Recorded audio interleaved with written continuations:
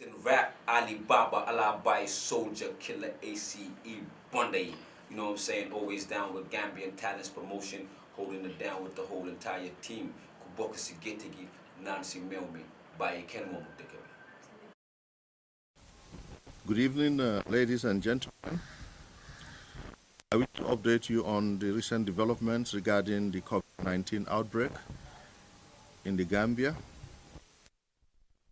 Results of the latest batch of samples tested on the 28th March 2020 are out. We wish to inform you that one of the tests, one of them came out as positive, another came out as inclusive. The remaining 21 samples tested negative. Out of the 23 samples tested on the 28th March 2020, one came out as positive, another came out as inconclusive. The remaining 21 samples tested negative. This means that cumulatively, the Gambia now has 4 COVID-19 confirmed cases and 1 probable case. It is important to note that all 4 cases were imported by the hours or sometimes by the minutes. The recently confirmed case, that is the 4th confirmed case in the Gambia, is a Gambian gentleman in his 50s who arrived in the country from France by Royal Air Maroc, flight number 8579 on the 15th of March 2020. He was in the same flight as the first case, even though they originally departed from different countries. His issue was reported to the Rapid Response Team through the National COVID-19 Hotline 1025, being operated by the Ministry of Health. A sample was collected from him and the positive test results came out on the night of the 28th March 2020. 16 of his close contacts have been placed under quarantine. Plans are underway to have their samples collected for COVID-19 testing. For the probable case, we have a new probable case that has been reported as the laboratory results of one of the contacts recently came out inconclusive. So that is the probable case we are talking about. The case will be taken and tested in a couple of days to conclusively determine whether it would be COVID-19 or not. We appeal to all contacts to call the toll-free number 1025 for advice so as to protect their families. And the Ministry of Health appeals to the general public to remain calm and vigilant and follow the preventive measures at all times. The Ministry also appeals to the general public to follow the executive directives issued by His Excellency the President to stay at home as and when they can, to have social distancing, to close down the unnecessary or unessential services, to be able to protect our people, ourselves, and of course our families. The social distancing is very, very important, and we appeal to the Gambians to carry out social distancing, to practice social distancing, because it has been proven to be effective. The virus doesn't move by itself. It is moved by people, and it moves from one person to the other. Therefore, it makes sense that when people stay away from each other, at least at recommended distances, the virus is not likely to spread. We repeat, let's please practice social distancing to protect ourselves, to protect our families and loved ones, to protect the Gambia as a whole. We also appeal to the people who have symptoms to call the toll-free number 1025. In so doing, they are able to protect their immediate family members because those are the people most at risk. Hence, the community at large. We need our collective efforts to be able to contain this disease. COVID-19 is no longer a thing of other countries. It is currently in Gambia, having cases, and we have registered another positive case. This sends a message, this sends a signal that more needs to be done. And we are all aware that positive case was living with his family. 16 people are considered as contacts, and they have all been taken into quarantine.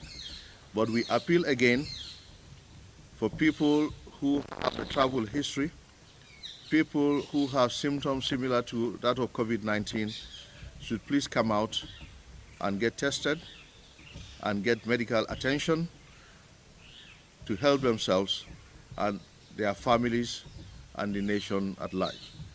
Once again, we thank you all for your kind attention. Thank you very much. On the mic, Asin Rap, Alibaba, Alabai, Soldier, Killer, ACE, Bunday. You know what I'm saying? Always down with Gambian Talents Promotion, holding it down with the whole entire team. Kuboka Sigetigi, Nancy Mill.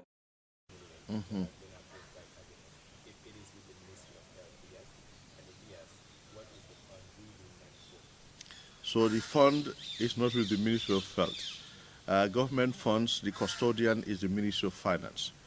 And they are disbursed through the Accountant General's Department, the Treasury. So those funds, the fund has been put in an account. That is, so the custodian is the Treasury Department, under the Accountant General's Department, the Treasury unit. So when the funds are actually for our preparedness and the response. The funds are for training people. The funds are for procurement of personal protective equipment. The funds are for procurement of equipment. The funds are for procurement of vehicles so that our people are able to respond in good time. The funds are for procurement of ambulances. The funds are for giving the people who are participating and sacrificing little allowances here and there, to compensate for the hard work that they are doing at the front lines. The funds are to buy materials that they need. The funds are to pay for the hotels that the people who are in quarantine staying in. The funds are to pay for the feeding of those people. So for a host of activities, and also the procurement of communication materials. You've seen posters, you've seen billboards, so the funds are for all that. You've seen sanitizers being supplied to the facilities, so the funds are for that. So usually how the funds are disbursed, requests come from the various units. Requests come from the various units of the, we have a National Emergency Health Committee that has six thematic areas. So requests come from each of those thematic areas. They get to the ministry, to the permanent secretary. He looks at them, discusses with them, and then we set up a committee. I inaugurated that committee a few days ago, last week, and that committee has the permanent secretary of the Ministry of Health and few other senior officials, permanent secretary, Ministry of Finance, with few senior officials, the Accountant General, the Director General of Internal Audit, the Director General of the Gambia Public Procurement Authority. The idea is to expedite the processes, but to make sure due diligence is followed when all those people through whom these documents need to pass, they sit at the table, look at them, because we need to respond fast, so that, you know, because if we respond slowly, you know that the effect of what we want to do can be compromised. So we need to respond fast so that these things can be done, having all those people on board. The other point of having all of them on board is so that at that level, at the beginning, even before disbursement, there is transparency, there's accountability. All those people involved will make the decision, and it is a collective decision done in the best interest of the government, the best interest of the country, in an accountable, transparent way. Thank you very much. My question is, what device is method is the ministry taking? Henceforth, we've seen that there is increase in the confirmed cases. And then the other question is, the other question is there any provision for journalists that are put in the front line in trying to cover your press conferences, cognizant of the fact that the virus is airborne, like protective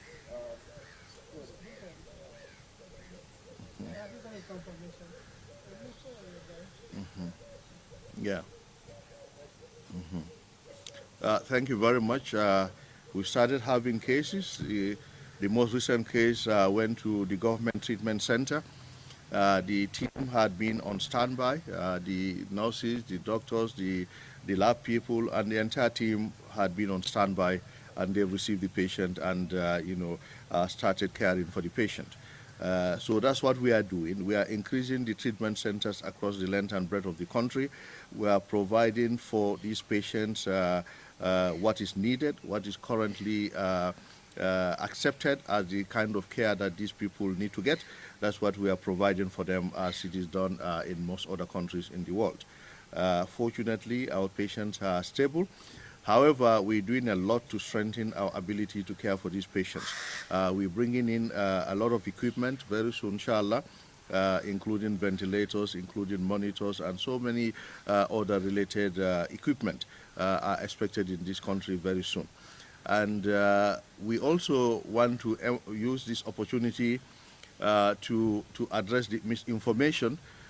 Someone sent us a clip of an audio being circulated on the social media that Gambia received medications from China and injections that are potentially detrimental to the people of this country. Unfortunately, I was very saddened by the fact that people, without getting information, can go ahead to mislead the people. I think that is very, very unfortunate, and this is not time for people to be misinformed. This is time for people to be given the right information, and if we do not have the right information, I think the best thing is for us to keep quiet. Other than that, will cause more harm than good. Now, the donations we received yesterday, they were not medicines, they were not injections, they were test kits to be able to enhance our ability to test patients or suspected people as to whether they have COVID-19 or not. They were personal protective equipment. They were masks, outfit to protect our staff and other personnel who are close to the affected individuals. So we want to clarify. Those were not medications, those were not injections, but test kits and personal protective equipment. Thank you. Yeah, the other question is protecting journalists. You was asking about how to protect journalists because they are on the program. Yes, so first of all, it is important to know a little bit about what we need to do and when we need to do certain actions. So we are circulating the guidelines with regards to use of personal protective equipment. So those guidelines, the director did give your members copies the last time. So that the first thing to know is to know when you are at risk, and under various risk categories, what you need to do, when to put on the mask, when to put on the gown, when to put on the gloves, when to put on the goggles or the face shields. These are all important for you to know. There are certain times that the risk is pretty low, or there is no risk at all. Under such circumstances, probably you may not need to put on anything. But when the risk is present, even if it is low, you could put on some protective gear. When the risk is higher, you go higher. So you need to be taught this. And I have a feeling that most of you had some training with regards to that. And but for those of you who were not trained with regards to that, I think you all need to be trained. And our people will be very willing to train all of you. A few days ago, we met with the Gambia Press Union team, the GPU, and we said we are equally ready. We are ready to provide personal protective equipment to your fraternity because you are all part of the team. So the materials are ready and they are for use by all of us, not just the healthcare providers, but they are ready for use by the journalists as well. You let us know when your stock is depleted so that you get supplied more materials. Thank you very much. Thank you very much, Honorable. I think that's it.